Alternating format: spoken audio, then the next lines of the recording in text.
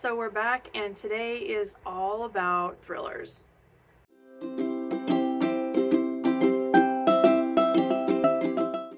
Hi, hello, and welcome back to my channel. My name is Alex, and today is part 2 of some of my favorite thrillers. So I started this series as kind of like a parallel series to some of the most interesting books I've ever read.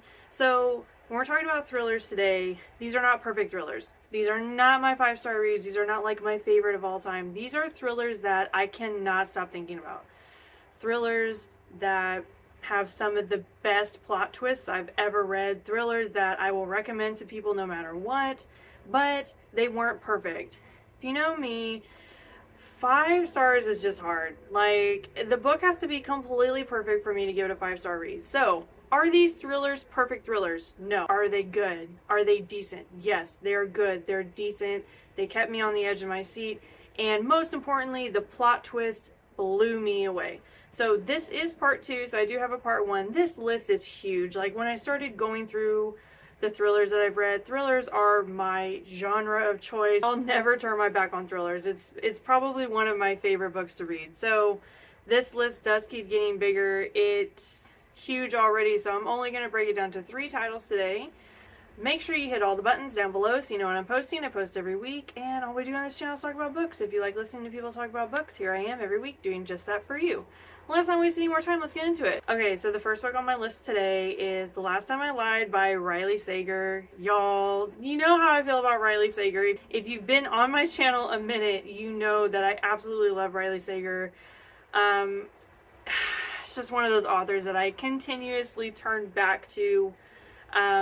So this book is extra special to me because it was my first Riley Sager book.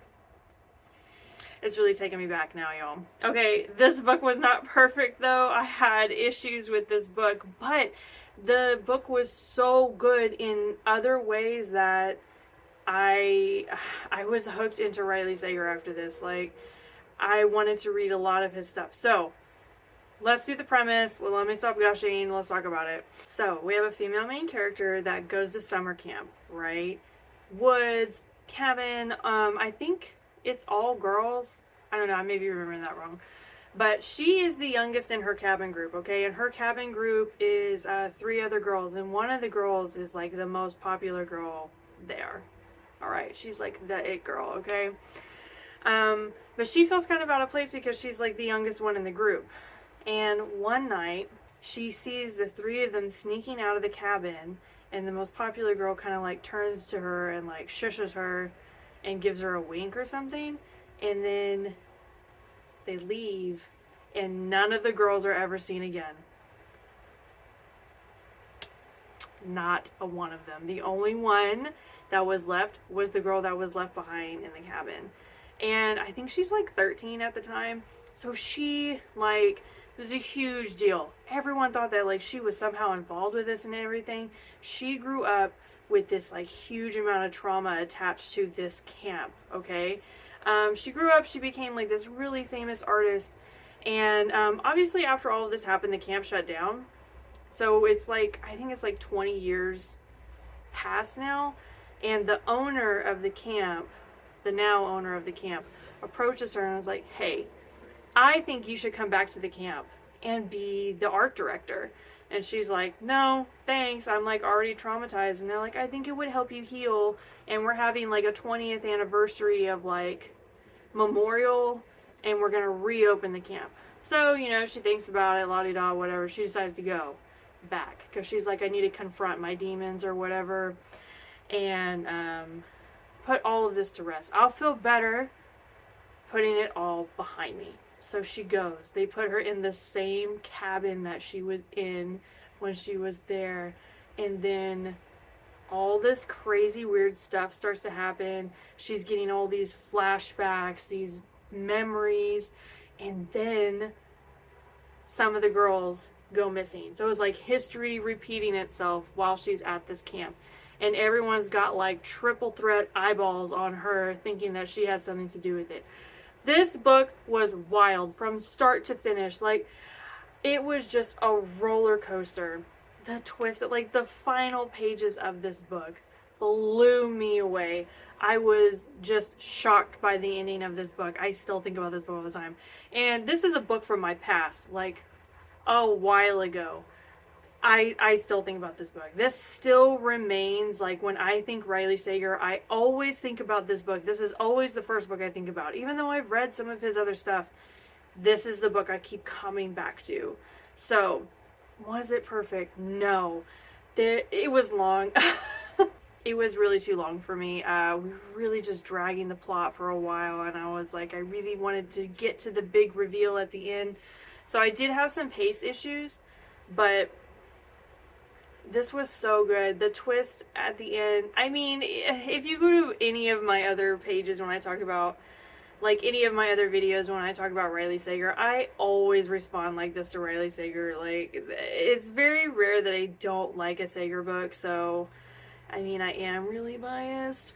But, yeah, the twist of this one was exceedingly epic. Pace was on and off. The book was a little bit too long, I think, and there was just a lot happening. I feel like a lot of things could have gone, like, a smidge different and everything would have probably fallen apart. But yeah, if you don't look too hard at anything, if you don't dig too hard at this book, it's very good. The next book I'm going to talk about is What Has Become of You by Jan Elizabeth Watson. Okay, this book is like deep past, okay? And that's funny because I still think about it. I read this so long ago. I mean, it's got to be at least 10 years since I've read this book, and I still think about this one. I don't know that it's because the twist was so good, because the twist was good. Like, it was fine. I mean, it's a thriller book, so it had a good twist in it. But I think just the way that this was written is why it sticks with me so much. So I would say this is kind of like a coming of age book, because I think our MC is like 14-ish. Now that I'm like really thinking back on this, I'm really struggling to remember like the formatting of this book. Like, I know we have two main characters. I don't remember if it's told in two perspectives or not. I'm sorry. It's been that long since I've read it.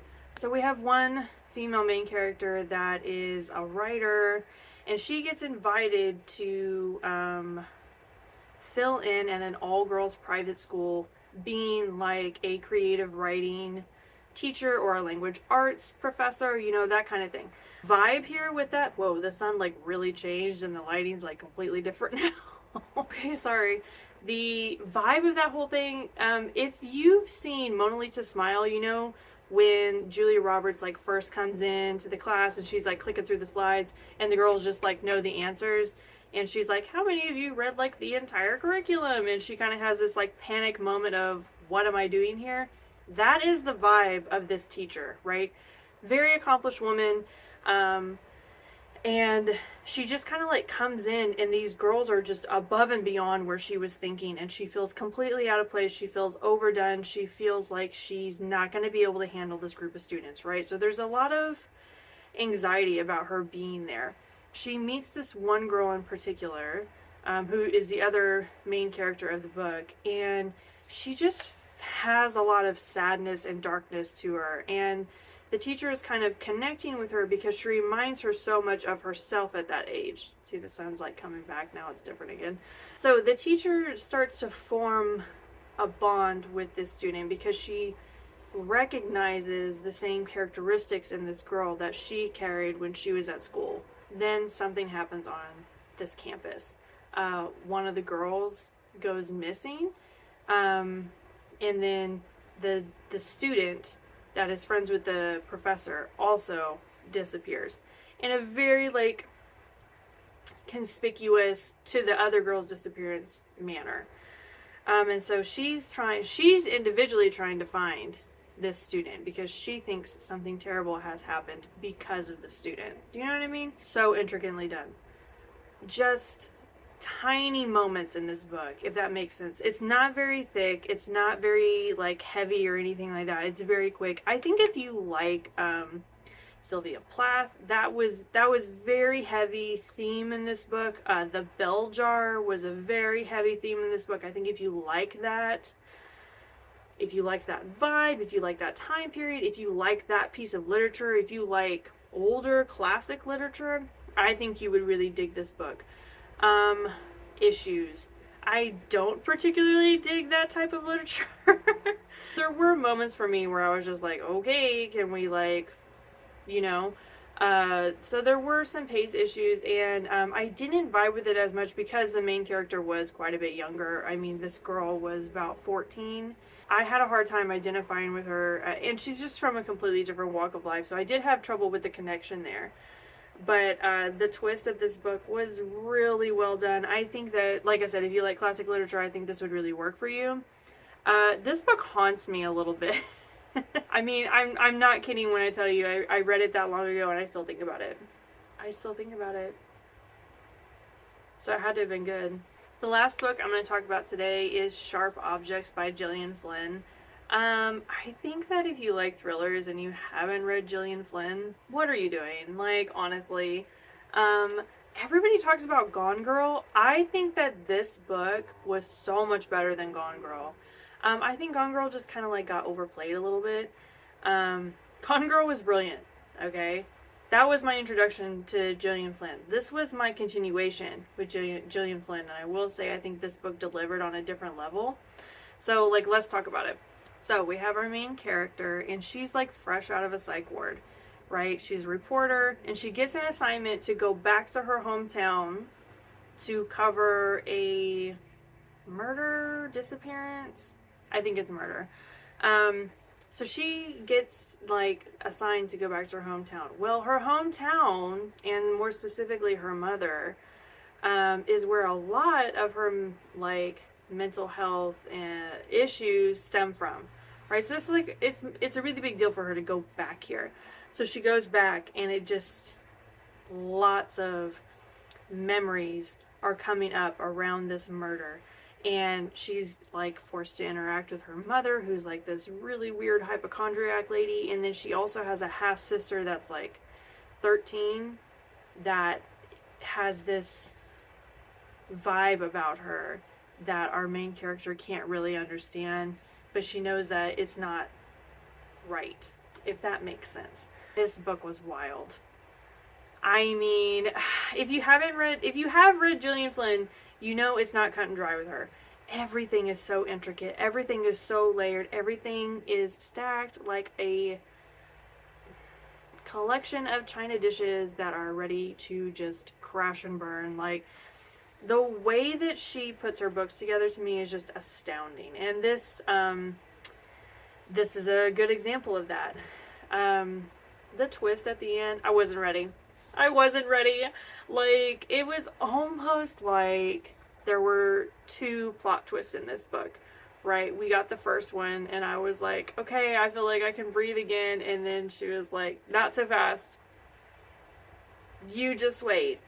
The final pages of this book just, like, wrecked me. I think this has been turned into a film as well. Like, I know Gone Girl was. If it has been turned into a film, I haven't seen it.